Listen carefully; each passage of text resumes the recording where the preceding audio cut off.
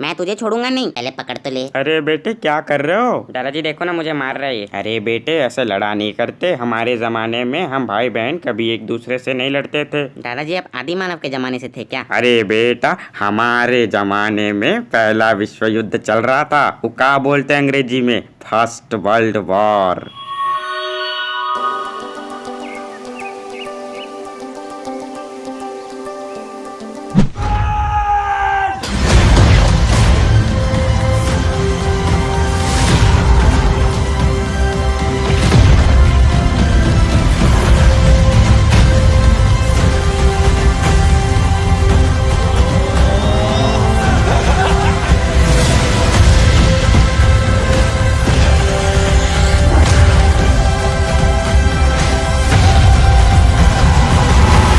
पहला विश्व युद्ध भारत के इतिहासी पन्नों में एक गहरी छाप छोड़ गया। वो नज़ारा एक ऐसा नज़ारा था जिसे अब भी याद करता हूँ तो पूरा बदन कांप जाता है। पर ये तो एवेंजर्स है। तो हुआ ये था। दादाजी आपकी आवाज बदल कैसे गई? अरे जब स्टोरी पास्ट में सुना रहा हूँ तो मुझे भी पास्ट में आना पड़ेगा ना। हाँ, तो हुआ ये था कि ईस्ट इंडिया कंपनी के थ्रू ब्रिटिशर्स इंडिया आए। ये आए तो थे यहाँ पे ट्रेड करने, पर धीरे धीरे इन्होंने अपनी आर्मी बनाना शुरू कर दिया। अब वर्ल्ड वार में लड़ने के लिए बहुत सारा पैसा लगता है। ऑब्वियसली वर्ल्ड वार है, कोई कुत्ते बिल्ली की लड़ाई नहीं है, तो इसमें भी बहुत सारा पैसा लगा था। अब जैसे ही उन लोगों को पैसे की कमी खली, वैसे ही उन लोगों ने हमसे पैसे लेने शुरू कर दिए। पहला तो टैक्स इंक्रीज होने लगे, यानी टैक्स का दाम बढ़ता गया और सीमा रेखा सब पार कर दी। फिर increasing prices of food grains, यानी खाने पीने के जो सामान होती थी, जो अनाज चावल होते थे, उनके दाम भी बढ़ गए। और फिर रेंट्स भी ज़्यादा हो गए। फिर क्या हुआ, जब वॉर में काफ़ी सारे आदमी मरने लगे तो आर्मी काफ़ी कम होते गई। तो उन्होंने क्या किया, आर्मी रिक्रूटमेंट के लिए फोर्स करना चालू कर दिया, यानी कि कोई भी इंसान को ऐसे पकड़ के वो आर्मी में डाल देते थे। और इससे लोगों में वाइड स्प्रेड एंगर पैदा होने लगी कि भाई तुम ऐसे कैसे किसी को पकड़ के आर्मी में डाल सकते हो। इससे लोग धीरे धीरे एक होने लगे और यहीं से नेशनलिज्म की फीलिंग स्टार्ट हुई। आगे बढ़ने से पहले एक छोटी सी बात बता देता हूँ कि जैसे अभी 2020 में कोरोना काल चल रहा था, वैसे ही फर्स्ट वर्ल्ड वॉर के बाद इन्फ्लुएंजा एपिडेमिक हुआ था। इन्फ्लुएंजा एपिडेमिक एक पेंडेमिक था जिसके वजह से इंडियन इंडस्ट्रीज को काफ़ी हैवी लॉसेस फेस करने पड़े थे और लोगों को ठीक से खाना भी नहीं पहुंच पा रहा था। और ये वही टाइम था जब क्रॉप फेलियर भी हो गया, जिसके वजह से फूड की शॉर्टेज और भी ज़्यादा बढ़ गई। जब 1918 में वॉर एंड हुआ तब सबको लगा था सब कुछ पहले ऐसा हो जाएगा, बट ऐसा कुछ भी नहीं हुआ। ऐसे क्रिटिकल सिचुएशन होने के बाद एक ऐसे व्यक्ति ने भारत भूमि पे कदम रखा जिन्होंने अंग्रेजों पे लाठी चार्ज करके उन्हें इंडिया से ही भगा दिया। जी हाँ, मैं बात कर रहा हूँ हमारे बापू की। तो गांधी जी 1915 में साउथ अफ्रीका से इंडिया आए थे और उन्होंने आते ही सत्याग्रह शुरू कर दिया। सत्याग्रह का मतलब होता है सच्चाई की लड़ाई। गांधी जी का ये मानना था कि किसी भी लड़ाई को हम बिना किसी वायलेंस और सच्चाई के बलबूते पे जीत सकते हैं।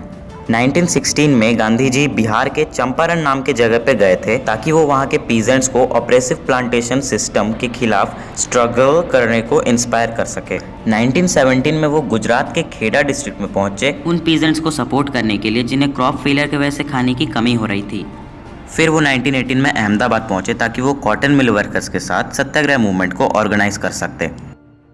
ये सब हो जाने के बाद ब्रिटिश गवर्नमेंट ने इंपीरियल लेजिस्लेटिव काउंसिल के थ्रू बहुत ही जल्दीबाजी में एक एक्ट पास किया और इस एक्ट का नाम था द रौलत एक्ट।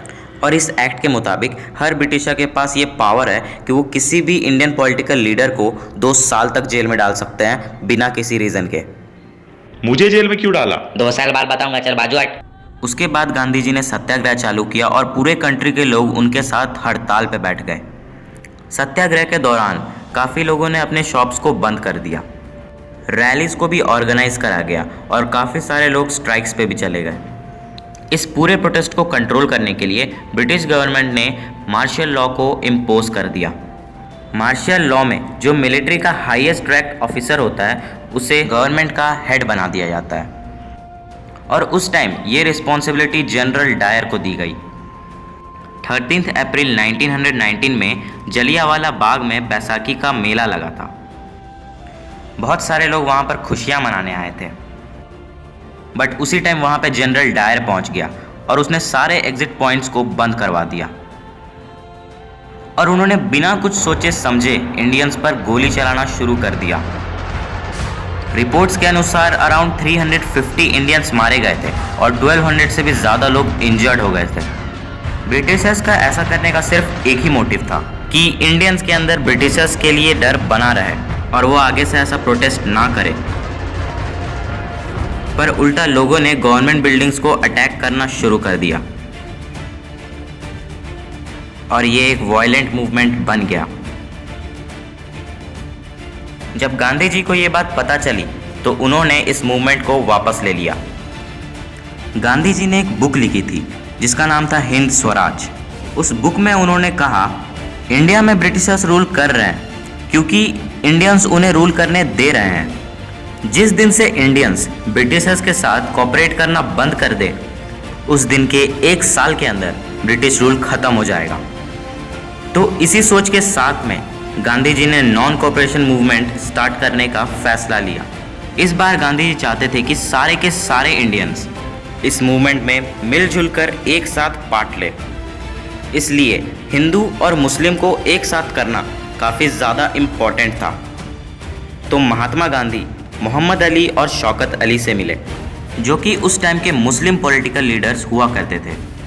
तो उन्होंने उनसे अपने आइडिया डिस्कस किया और उनका सपोर्ट जीता, जिसके कारण हमें मुस्लिम कम्युनिटी का भी पूरा सपोर्ट मिला। तो इसीलिए उन्होंने इस मूवमेंट का नाम नॉन कोऑपरेशन खिलाफत मूवमेंट रख लिया, क्योंकि जो खलीफा थे वो इस्लामिक वर्ल्ड के स्पिरिचुअल लीडर्स थे।